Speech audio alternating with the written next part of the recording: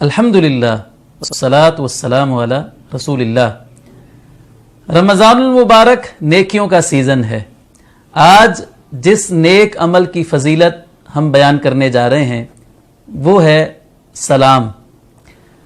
حضرت عمران بن حسین رضی اللہ عنہ بیان کرتے ہیں کہ ہم اللہ کے رسول صلی اللہ علیہ وسلم کے پاس بیٹھے ہوئے تھے تو ایک شخص حاضر خدمت ہوا، اس نے سلام عرض کیا، السلام علیکم کہا، تو آپ علیہ السلام نے اس کو سلام کا جواب دیا اور فرمایا کہ اس نے 10 نیکیاں حاصل کر لی ہیں۔ کچھ دیر کے بعد ایک اور شخص حاضر ہوا، اس نے آ کر کہا السلام علیکم ورحمۃ اللہ، آپ نے اس کو سلام کا جواب دیا اور فرمایا کہ اس نے 20 نیکیاں حاصل کر لی ہیں۔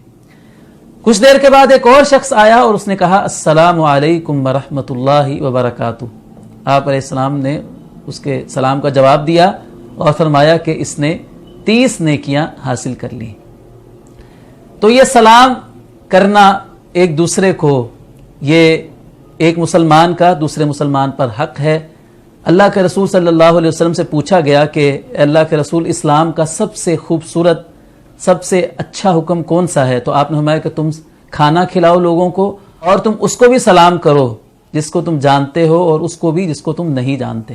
اور ایک حدیث میں آپ نے فرمایا افشوا السلام، سلام کو عام کرو، یعنی ہر ملنے والے کو، آتے جاتے جو شخص بھی ملاقات جس سے بھی ہو اس کو سلام کی جائے، خواہ انسان اس کو جانتا ہو خواہ نہ جانتا ہو۔ تو بعض صحابہ کرام رضوان اللہ علیہم اجمعین کے بارے میں آتا ہے کہ وہ بازار میں نکل جاتے تھے اور ان کو کام بھی کوئی نہیں ہوتا تھا، کوئی خرید و فروخت نہیں کرنی ہوتی تھی، صرف اس لیے بازار میں جاتے تھے کہ راستے میں جس شخص سے بھی ملاقات ہوگی اس سے سلام کریں گے اور اس طرح وہ سلام کر کے بہت ساری نیکیاں کما لیں گے۔